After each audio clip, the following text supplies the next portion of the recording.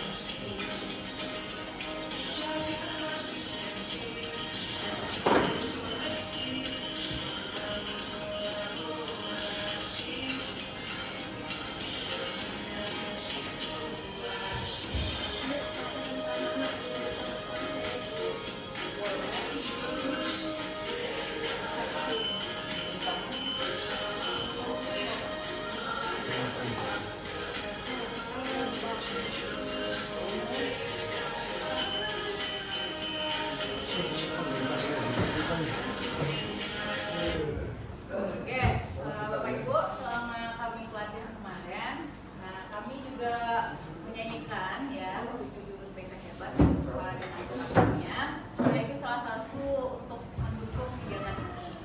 Baik, kita langsung saja. Yang sudah kami lakukan di sekolah, yang pertama adalah kenali potensi, ya, mengenali potensi siswa dengan menggunakan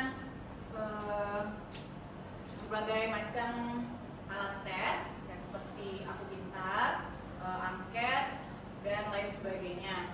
Nah, di sini kami juga melakukan kegiatannya berdasarkan ARKA, aktivitas, refleksi, konsep dan aplikasi. Aktivitasnya di sini siswa mengerjakan di handphone masing-masing untuk menjawab pertanyaan pernyataan terkait dengan kecerdasan majemuk.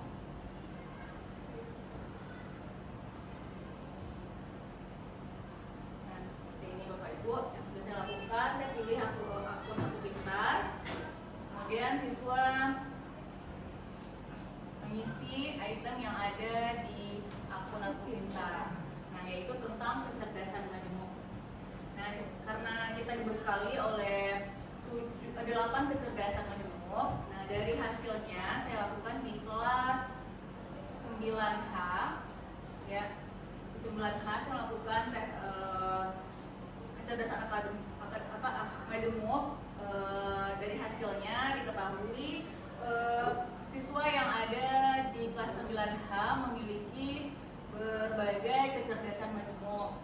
Salah satunya di sini dari hasilnya dapat digunakan untuk pengembangan diri seperti hasil kecerdasan kinestetik, seperti ekskul olahraga itu mungkin sudah terlihat oleh kita kemana anak-anak yang ya peminatnya. Mungkin sebagian anak-anak cowok memiliki kecerdasan majemuk di bidang kinestetik. Kemudian ya sebagian adalah kecerdasan musikal, ya bisa dilihat mungkin anak yang hobi nyanyi, kemudian menari, musik, paduan suara. Begitu juga kecerdasan yang lainnya seperti naturalistik, interpersonal.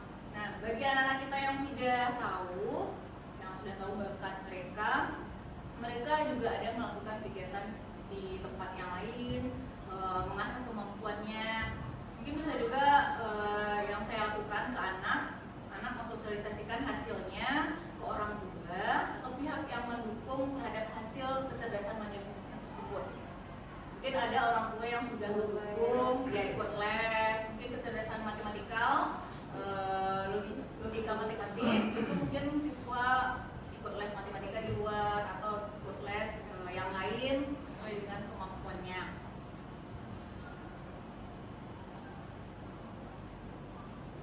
Kemudian saya juga karena ditugaskan dua jurus yang harus saya terapkan di sekolah. Yang kedua adalah jaga konsistensi. Di sini ya, bagaimana mempertahankan kebiasaan agar konsisten. Nah, anak-anak kita kan belum istiqomah, belum konsisten dalam melaksanakan satu hal. Nah, saya lakukan ini di kelas 7B ya. Siswa mengisi KPD tentang kebiasaan tidur. Saya mulai dari hal yang mudah dulu ya, karena kebiasaan tidur anak-anak kita lihat tidurnya banyak ya, larut malam. Dan dari hasilnya nah seperti ini ya, riwayat kebiasaan tidur 7 hari belakang. Di dalam LKPD-nya siswa mengisi riwayat kebiasaannya 7 hari yang lalu, tidurnya jam berapa, kemudian bangunnya jam berapa, kemudian kenapa tidurnya telat, serta apa dampak tidurnya telat tersebut. Iya. Dan ini rencana kebiasaan tidurnya 7 hari ke depan. Nah, dari kebiasaan yang tadi, kemudian gimana kebiasaannya 7 hari ke depan? Apa manfaat tidur cepat dan apa yang harus dilakukan? Ini hasil dari melacak kebiasaan tidur di kelas 7G. Ya, hasil dari kebiasaan tidur siswa 7G dilihat dari 7 hari ke belakang, rata-rata tidurnya di atas jam 22 ya. Dan bangunnya jam 6-7. Nah, iya, karena alasannya masuk siang. Iya, karena masuk siang, jadi kebiasaan tidurnya larut. Ya, saya juga sudah tanyakan ke anak-anak, ya mereka kebanyakan main handphone, begadang main game, kemudian ya ngumpul nongkrong di tempat-tempat ya mungkin tempat teman atau tempat-tempat yang mereka lakukan kebiasaan-kebiasaan seperti ini, mungkin membahas apa atau bermain game ya mabar mungkin ya Bapak Ibu.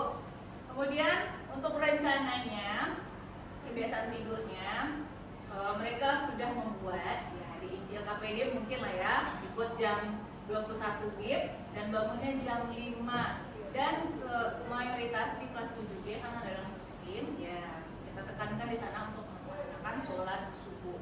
Nah, kemudian saya juga menerapkan di sana membangun habit atau tidur cepat bangun tepat. Nah, di sini habit tidur cepat bangun tepat ini saya juga arahkan anak-anak untuk mengisi bagaimana mereka apabila tidur cepat, apa yang mereka berikan reward untuk dirinya.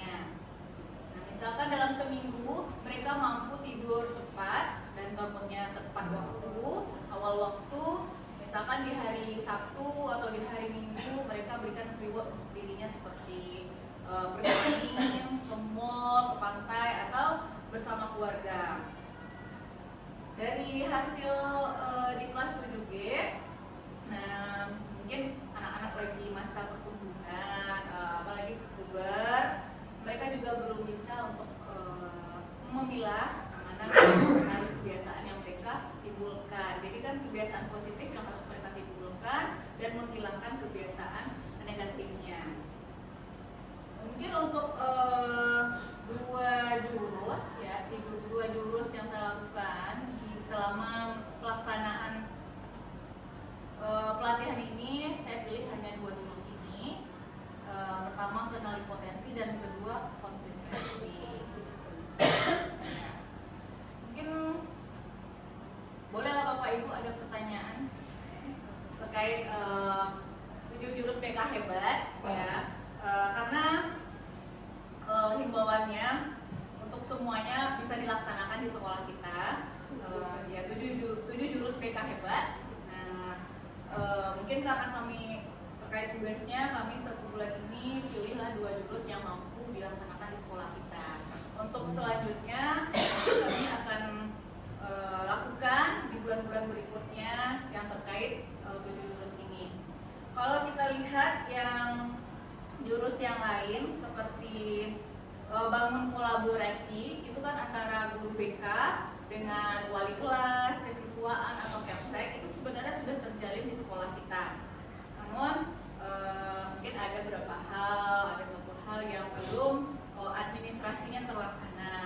Kalau untuk secara keseluruhan dalam menangani kasus siswa, semuanya kita sudah laksanakan, mulai dari kasus yang bisa diselesaikan oleh wali kelas, kemudian ke BK, kesiswaan, dan baru ke kepala sekolah.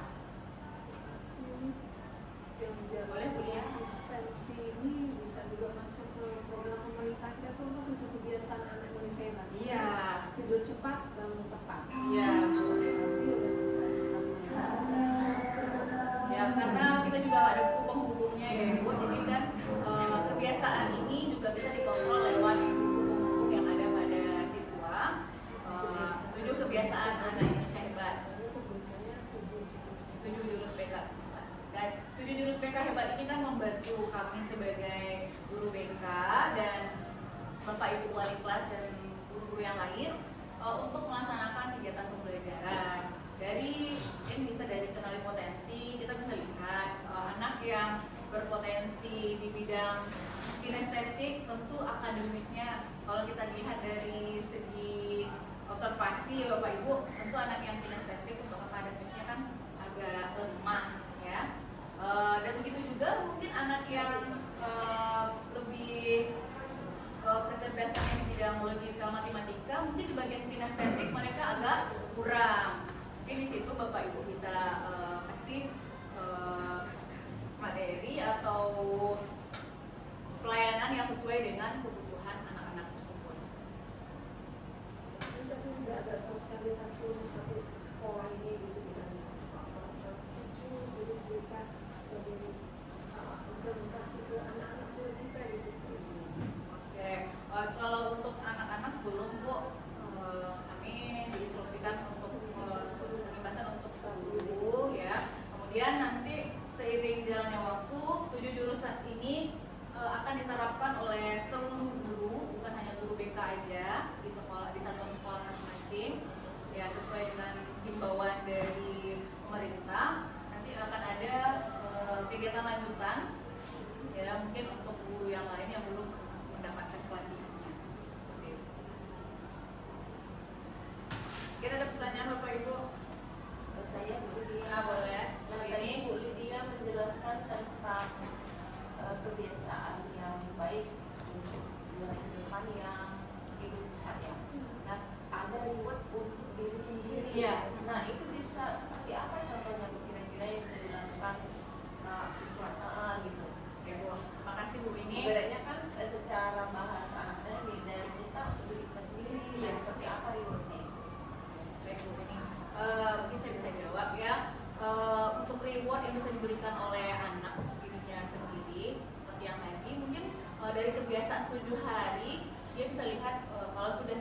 awal waktu dan bangunnya tepat, mungkin dia bisa kasih reward untuk dirinya sekali seminggu seperti tadi healing lah ya, atau refreshing ke pantai, ke mall, atau mereka minta dukungan ke orang tuanya juga boleh.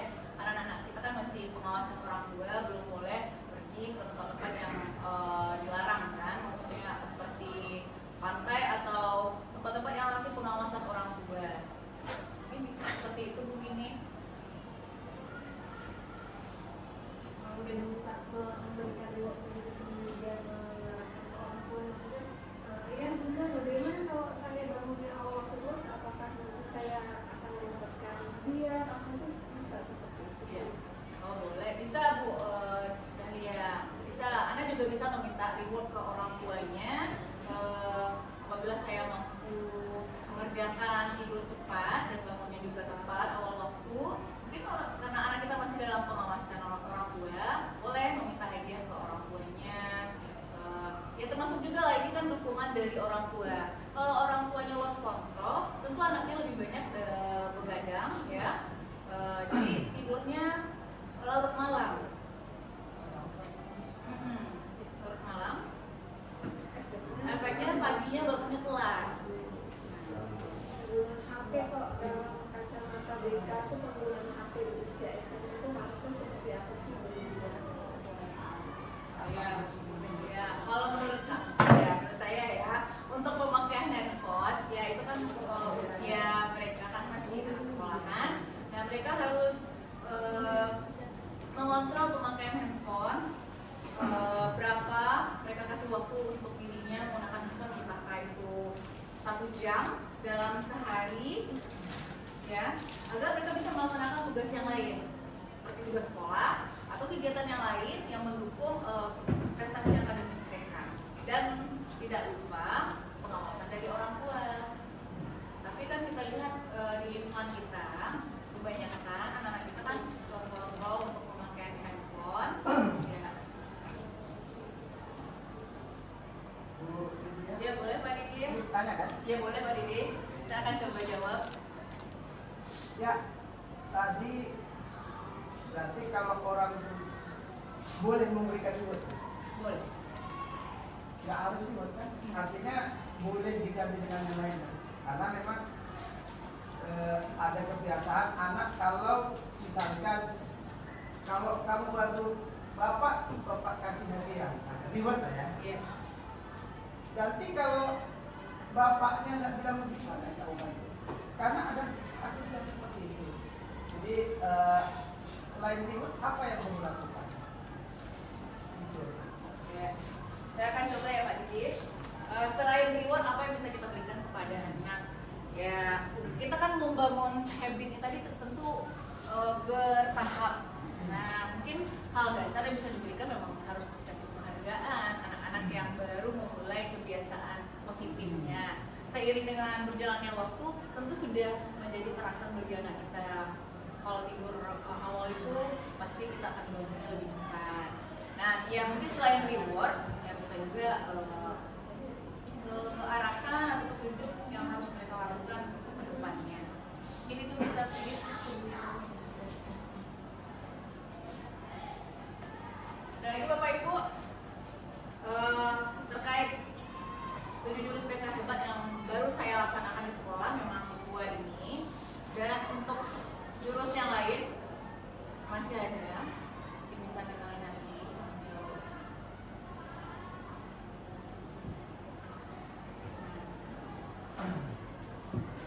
Jurus yang kedua yaitu kelola emosi.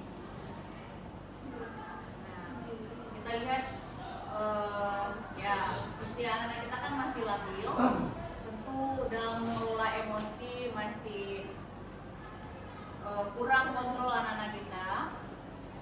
Nah di sini kami akan coba nanti menerapkan bimbingan langsung di kelas untuk membantu murid kita mengelola emosi dan stres. Ya, anak-anak kita sedikit apabila temannya ngomong yang tidak disenangi langsung mungkin fisiknya mainin, ya, atau dibalas dengan kata-kata yang tidak baik. Ya.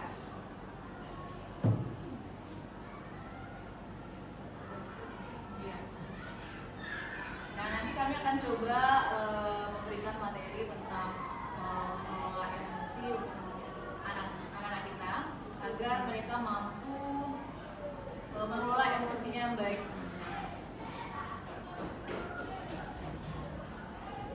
Mungkin bisa kita lihat ini, ya ini yang terjadi sekarang ini ya Bapak Ibu. Kita coba lihat. Ya.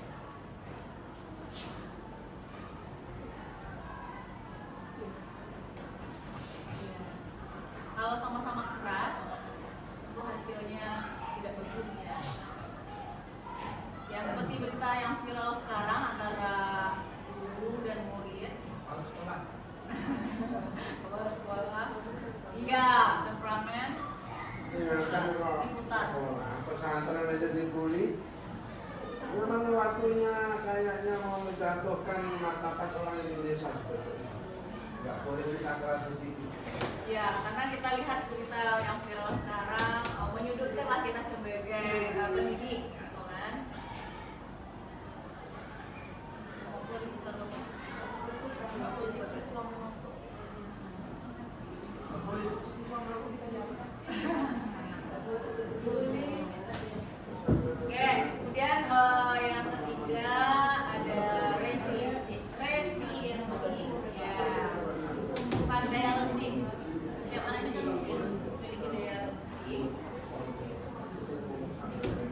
daya juang, daya untuk maju, daya tumbuh.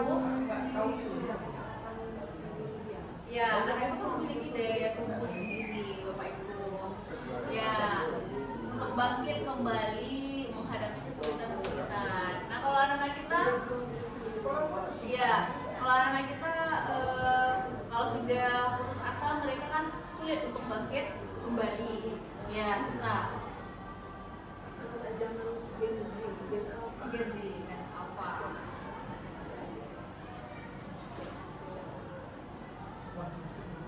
Kemudian ada ini kebetulan tadi juga konsistensi, yang ini koneksi. Nah, karena kita kan butuh kerjasama dengan tim lain, pihak lain, dia stakeholder yang lain, maka kita perlu membangun koneksi.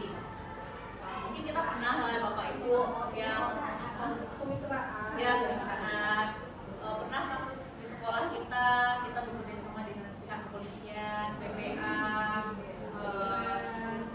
iya, Perlindungan anak. ya, itulah perlunya seorang yang kami sebagai guru BK, begitu juga dengan Bapak Ibu kalau menemui kasus yang seperti itu, tentu kita membutuhkan tim yang lebih ahli koneksi. Kemudian bangun kolaborasi. Nah, kalau hal ini mungkin sudah kita jalankan di sekolah kita. Bangun kolaborasi antara wali kelas, mahasiswa, guru mapel, guru BK, Kepsek dalam menangani kasus siswa. Sebenarnya sudah ada di buku petunjuk buku pembuku kita. Kalau masalahnya masih bisa ditangani oleh guru mapel, kemudian baru ke wali kelas, guru BK, dan ya ada siswaan. Kalau dalam pelatihan ini namanya ada tier 1, tier 2, dan tier 3. Nah, tier 1 ini masih masih kesulitan akademik, contohnya ringan. Kemudian perilaku yang ringan yang masih bisa diarahkan oleh guru mapelnya atau wali kelas. Kemudian tier 2 ini sudah mulai berat ya kasusnya, seperti bolos, prestasi akademik menurun, kemudian kecemasan. Nah, ini mungkin bisa dibantu oleh guru BK. Ya, kemudian tier 3 itu udah berat, seperti depresi, kecemasan berat, ya. Itu kan kita butuh mungkin psikolog lagi. Ya. Kemudian yang terakhir materi kami selama mengikuti menata situasi. Kalau sekolah kita situasinya aman, nyaman, menggembirakan. Ya, kalau ada hujan ya mungkin menggembirakan banjirnya. Namun setiap sekolah pasti ada ancaman dan kelemahannya. Dan ancaman atau kelemahan dari setiap sekolah, itu juga ada situasinya yang menyenangkan, menggembirakan. Tidak ada sekolah yang tidak ada. Iya. Tidak ada sekolah yang aman dan nyaman saja. Tentu ada problem dari masing-masing setiap sekolah. Tapi kita kan berusaha untuk membuat sekolah kita menciptakan aman, nyaman, dan lingkungan yang menyenangkan. Mungkin itu saja Bapak Ibu. Mungkin ada pertanyaan. Mungkin nanti di lain waktu kita bisa bedah satu-satu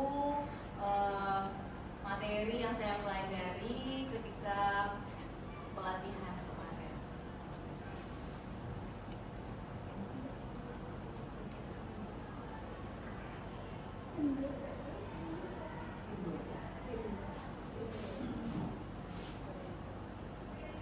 Tidak ada Bapak Ibu? Cukup? Kemudian Boleh Pak, silakan. terkait yang terakhir tadi tentang depresi. Depresi. Iya.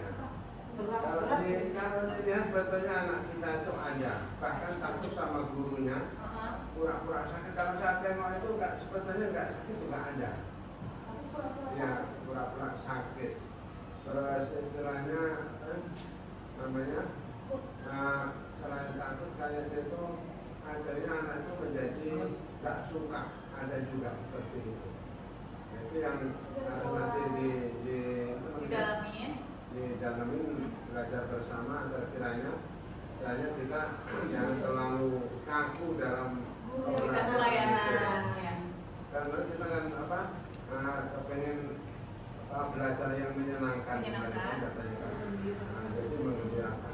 Di antaranya itu ini juga harus apa namanya? Membuat suasana ya Pak. Jangan menekan, jangan ini, jangan itu, seperti itu. Karena ada, saya tadi nggak mau ngomong. Yang jelas ada. Kita nggak boleh ngancam murid. Nggak boleh. Karena Ya. ada sakit takutnya jangan ngomong ya katanya. Seperti itu. Jangan bilang. Nggak boleh bilang.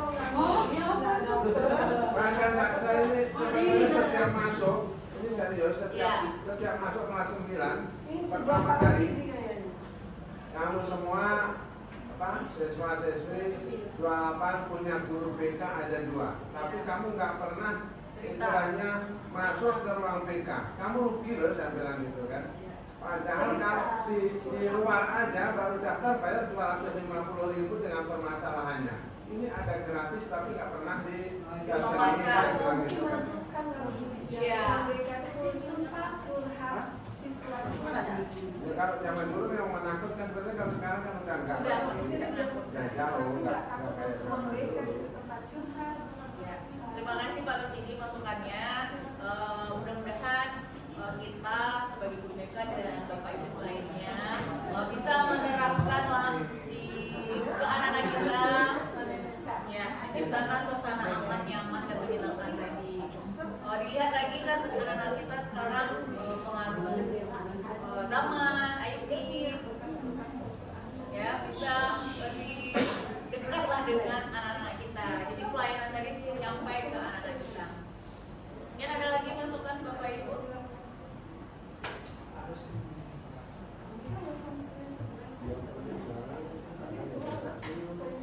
Itu ya. Sudah? Tidak ada lagi Bapak Ibu? Sudah. Baik Bapak Ibu, terima kasih atas kesempatannya dan waktunya. Mungkin dalam pelaksanaan berbagi praktik baik ini saya ada kurangnya dan saya hanya melaksanakan beberapa dulu saja sesuai yang ditugaskan. Mudah-mudahan untuk jurus-jurus yang lain saya bisa terapkan ke anak-anak dalam memberikan pelayanan BK lebih baik lagi. Baik Bapak Ibu.